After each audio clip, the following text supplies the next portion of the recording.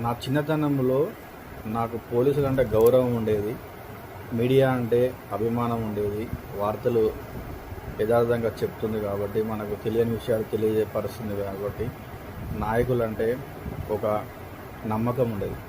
కానీ నేటి రోజుల్లో నాయకులు, పోలీసు వాళ్ళు, మీడియా అంతా ఒకటే అయిపోయి ప్రజల సొమ్ము దోసుకొని, అవినీతిని దాచుకొని, వాడు ప్రకటించాడు, వీడు ప్రజలకు పంచాడు, వాడు వీడికి కాపలా కాస్తారు. వీళ్ళ ముగ్గురు బాధ్యతల డ్యూటీలు ఇప్పుడు నేటి తరంలో ఇవే జరుగుతున్నాయి. ఇంకా ఎంతకాలం మన దేశం, మన రాష్ట్రం బాగుపడాలంటే ఫస్ట్ అవినీతిని రూపుమాల్చుకోవాలి. అవినీతిని అంతం చేయాలి.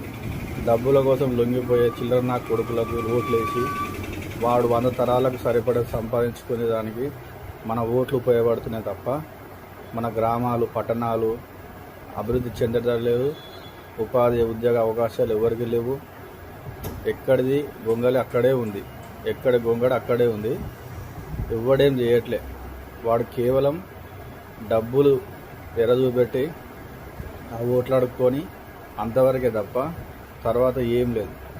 దయచేసి డబ్బులు తీసుకొని కులాన్ని, మతాన్ని చూసి ఓటు వేయకండి.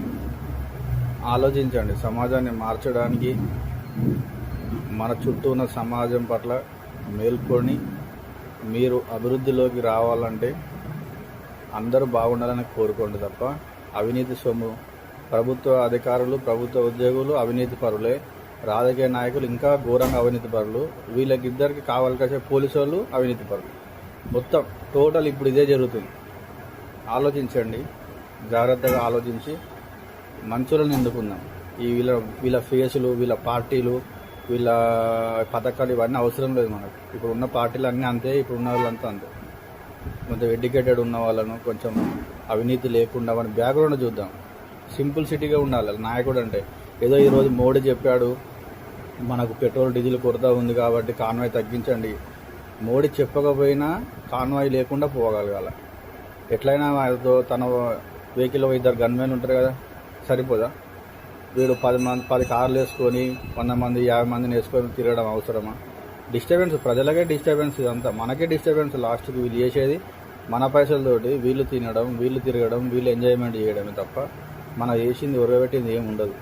ఆడు గెలవక ముందుకు అధికారం లేనప్పుడు ఎట్లున్నాడో, గెలిచినాక అధికారం ఉండే కూడా అట్లనే ఉండాలి. అదే సింపుల్ సిటీ ఉండాలి, అదే పద్ధతిలో పోవాలి, అదే పద్ధతిలో తిరగాలి, అదే పద్ధతిలో పనులు చేయాలి. కానీ వాడు దేంట్లో పడితే దాంట్లో మన ఇష్టమైన మన సొంత తెలివి ఉపయోగించుకొని చేసుకోకూడదు, అవసరం కూడా లేదు. ఓకేనా?